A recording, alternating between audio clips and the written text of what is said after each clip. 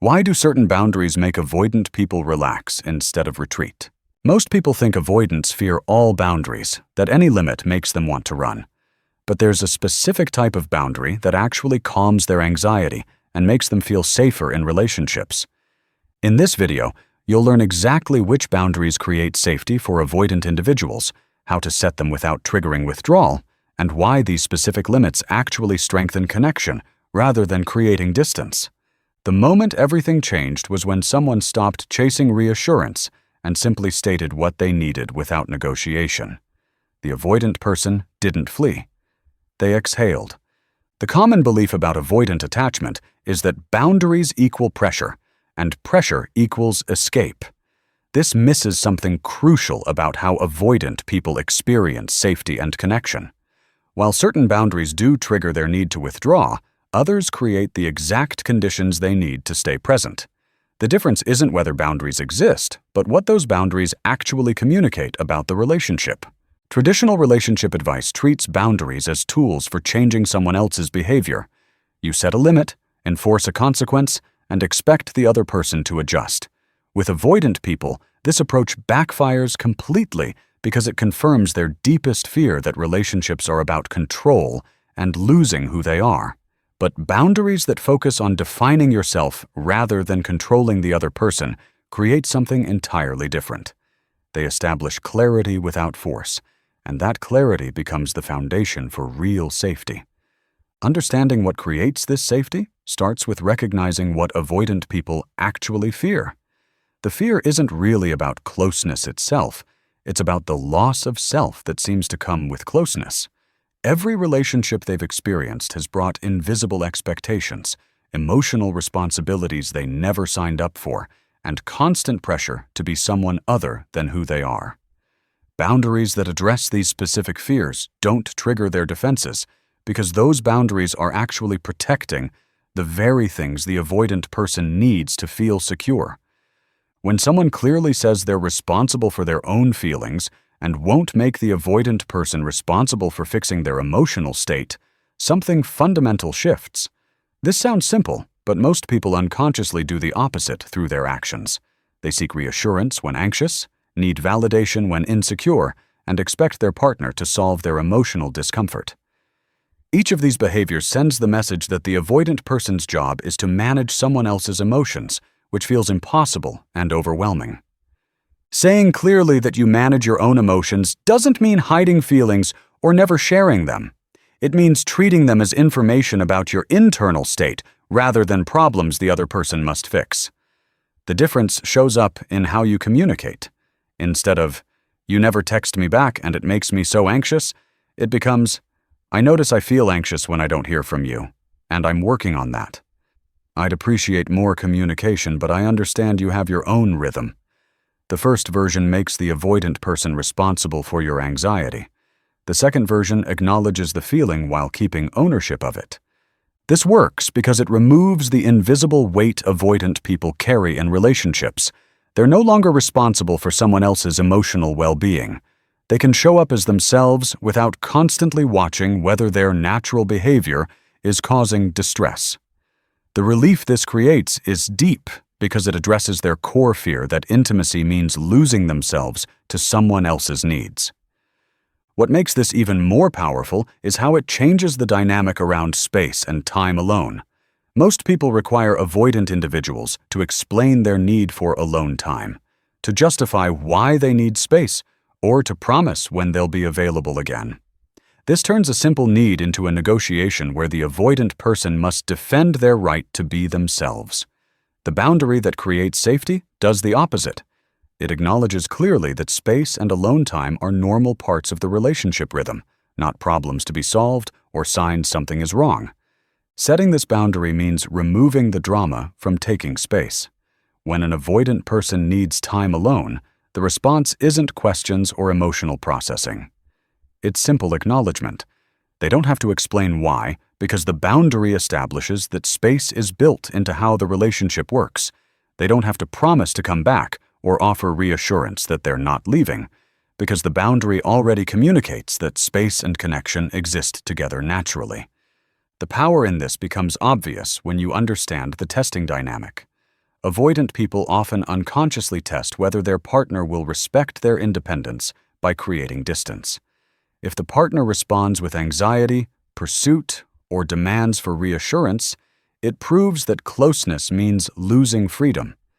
But when the boundary is clear that space is normal and expected, there's nothing to test. The avoidant person can take space when needed and return when ready without the relationship being threatened by this natural rhythm. This same principle applies to how conversations happen. Avoidant people often retreat from discussions that feel emotionally overwhelming or chaotic. Their nervous system responds to high emotional intensity as a threat, triggering their need to withdraw. The boundary that creates safety establishes that important conversations happen with calm, clear communication rather than emotional flooding.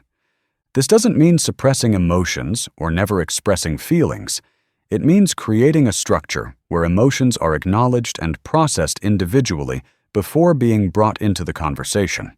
When someone needs to discuss something important, they give notice rather than ambushing the avoidant person with sudden emotional talks. They manage their own emotional state before starting difficult topics. They focus on specific behaviors and needs rather than character attacks or overwhelming emotional processing. The avoidant person feels safe because conversations become predictable and manageable. They're not walking on eggshells wondering when the next emotional explosion will happen.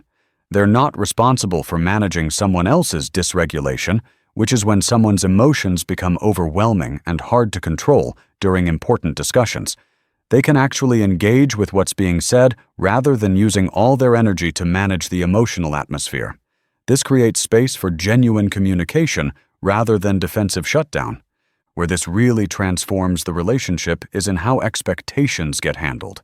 Avoidant people experience unspoken expectations as invisible traps that threaten their freedom. They sense what someone wants from them, feel obligated to provide it, and then resent the obligation they've created for themselves. The boundary that creates safety makes all expectations clear and optional. Nothing is assumed, everything is stated directly, and the avoidant person always has the freedom to say no without it damaging the relationship. This shows up in how requests are made. Instead of hinting or hoping the avoidant person will guess what's needed, direct requests create clarity, instead of building resentment when unspoken expectations aren't met. Clear communication prevents the resentment from forming. Instead of making the avoidant person figure out what will make their partner happy, straightforward statements about needs and preferences create a map they can choose to follow, or not. What makes this transformative is that it removes the mind-reading dynamic. Avoidant people don't have to constantly watch for hidden expectations or decode what someone really wants. They can take requests at face value, think about them genuinely, and respond honestly. They can say yes because they actually want to, not because they're afraid of disappointing someone. They can say no without triggering fears of abandonment in their partner, because the boundary already establishes that no is an acceptable answer. The consistency piece becomes crucial here. Avoidant people feel safe when someone's behavior stays stable, regardless of whether they're distant or close. This means showing up consistently without chasing, maintaining your own life and interests without making the relationship your entire world, and staying emotionally regulated whether the avoidant person is present or taking space. The message this sends is that you're secure in yourself and the relationship enhances your life rather than defining it. Most people do the opposite. When the avoidant person pulls away, they pursue harder.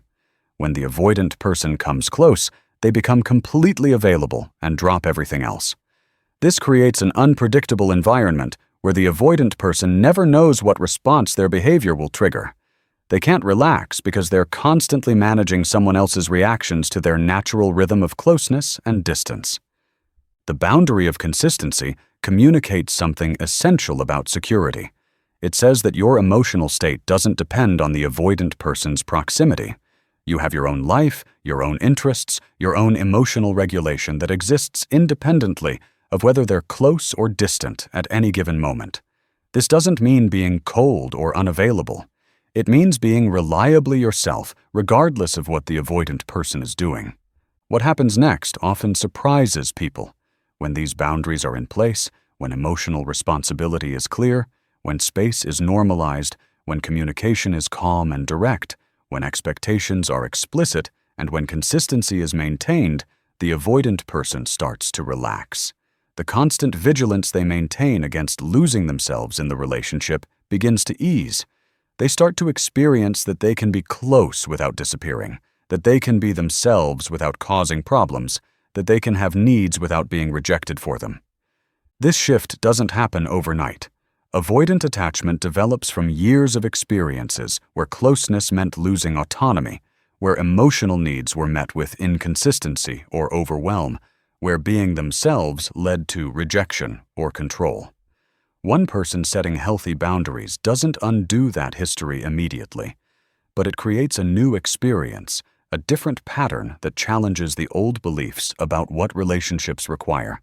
The avoidant person begins to notice that taking space doesn't lead to punishment or pursuit. They observe that being themselves doesn't create the emotional chaos they expect. They experience that closeness doesn't require them to manage someone else's emotional state or give up their independence. Each of these experiences creates a small crack in the defensive wall they've built, allowing for the possibility that this relationship might be different. What amplifies this effect is that these boundaries aren't just about managing the avoidant person's behavior. They're genuinely healthy relationship practices that benefit everyone involved. Taking responsibility for your own emotions creates more authentic connection. Normalizing space allows both people to maintain their individuality. Calm communication leads to better problem solving. Explicit expectations prevent resentment. Consistency builds trust. These aren't techniques to manipulate an avoidant person into being different. They're foundations of secure relating that happen to address exactly what makes avoidant people feel unsafe. The distinction matters because avoidant people are highly attuned to manipulation and control. If these boundaries are set with the agenda of changing them, they'll sense it and withdraw further. But when these boundaries come from a genuine commitment to healthy relating, when they're about defining yourself rather than controlling the other person, they create the conditions where the avoidant person can choose closeness without losing themselves. This is where many people misunderstand what's happening. They think these boundaries are about accommodating the avoidant person's limitations or enabling their withdrawal. But that's not what's occurring. These boundaries are about creating a relationship structure where autonomy and connection coexist, where two whole people can be close without either one losing themselves. That's not accommodation, that's healthy relating. The avoidant person's response to these boundaries reveals something important. If someone becomes more present, more open, more willing to engage when these boundaries are in place, it suggests their withdrawal was a response to feeling unsafe, not a fundamental inability to connect. If someone continues to withdraw even when these conditions are met, it might indicate they're not ready for relationship at all, regardless of the structure offered. This distinction helps people avoid the trap of endlessly adjusting themselves to make an avoidant person comfortable. The boundaries create safety, but they don't force connection. They remove the obstacles to closeness, but they don't create desire for it where none exists. An avoidant person who feels safe has the option to move closer. Whether they choose to take that option depends on factors beyond what boundaries can address. For the person setting these boundaries, the transformation is equally significant. Learning to take responsibility for your own emotions, to normalize space in relationships, to communicate calmly and directly, to make expectations explicit, and to maintain consistency regardless of the other person's behavior are all practices that build secure attachment. Whether the avoidant person responds or not, these skills create healthier relationships in general. The practical application of all this starts with honest self-assessment. Look at how you currently handle emotional discomfort in the relationship. Do you seek reassurance from the avoidant person when anxious? Do you make them responsible for fixing your feelings? Notice how you respond when they take space. Do you pursue? Do you create emotional drama around their need for alone time? Observe how you communicate about problems. Do you wait until emotions are overwhelming and then dump everything on them at once? Each of these patterns communicates to the avoidant person that the relationship is unsafe, that closeness will require them to manage your emotional state, that their need for space will be punished, that conversations will be overwhelming and unpredictable. Changing these patterns isn't about suppressing your needs or becoming someone you're not. It's about meeting your needs in ways that don't make the other person responsible for them. When you feel anxious about the relationship, you can acknowledge the anxiety without making it the avoidant person's problem to solve. You can share the feeling as information while taking ownership of managing it. When the avoidant person needs space, you can acknowledge it simply and maintain your own emotional stability. When important topics need discussion, you can regulate yourself first, give notice, and create conditions for calm conversation. The language you use matters enormously. Instead of, "You make me feel," try, "I notice I feel." Instead of, "Why do you always?" try, "I've noticed a pattern where." Instead of, "You need to," try, "I need" or "I'd appreciate." These shifts in language reflect the deeper shift in responsibility. They acknowledge your experience while keeping ownership of it. They describe what you observe without making assumptions about intent. They express your needs without demanding the other person meet them.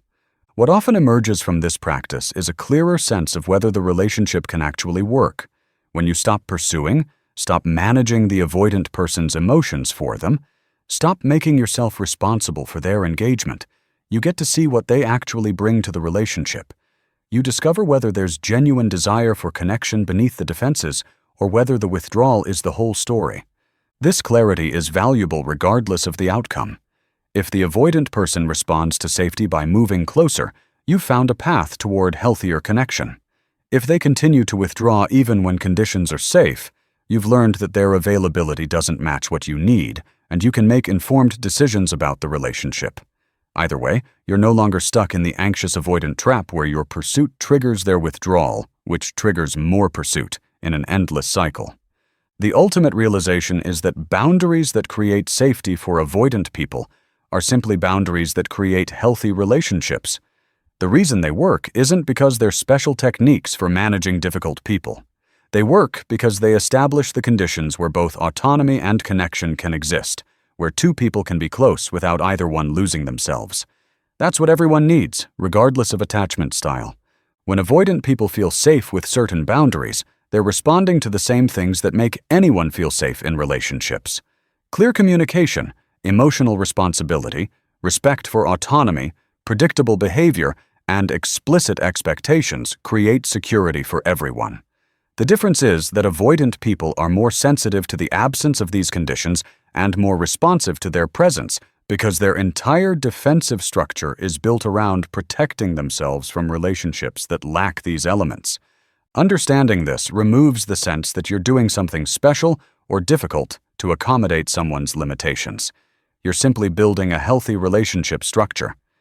If the avoidant person can't engage even within that structure, it's not because you failed to set the right boundaries. It's because they're not ready for relationship, period. But if they can engage, if they do relax and move closer when safety is established, then you've created something valuable for both of you. The boundaries that make avoidant people feel safe are the boundaries that should exist in every relationship.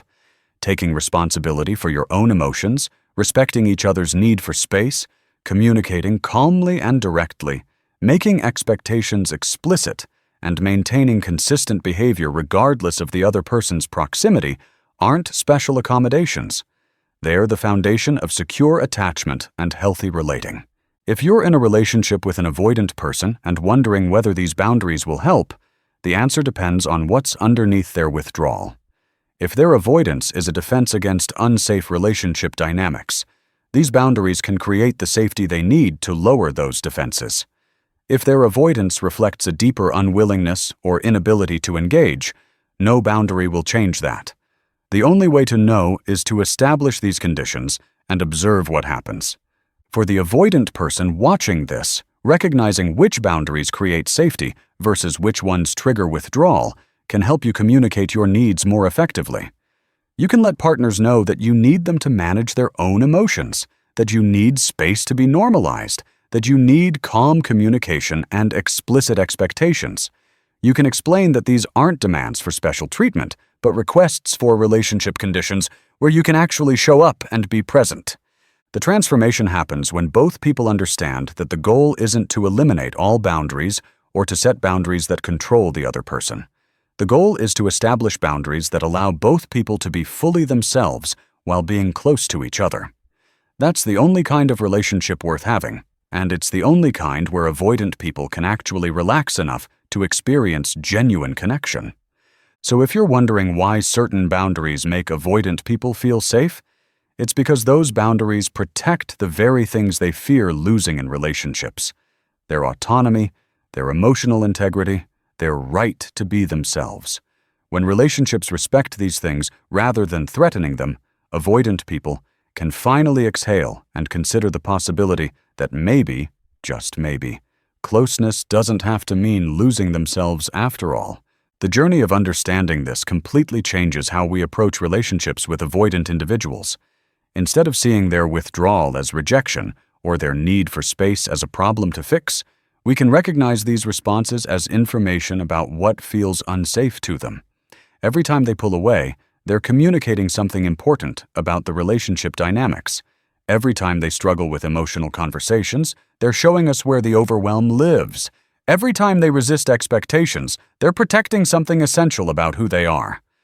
This perspective shift moves us from trying to change the avoidant person to creating conditions where they can change themselves if they choose to. We're not fixing them or managing them or accommodating their dysfunction. We're building a relationship structure that respects both people's needs for autonomy and connection. We're establishing boundaries that serve everyone involved, not just the person with avoidant attachment. We're creating the kind of relationship where growth becomes possible because safety exists first. The most powerful realization is that these boundaries don't just help avoidant people feel safe.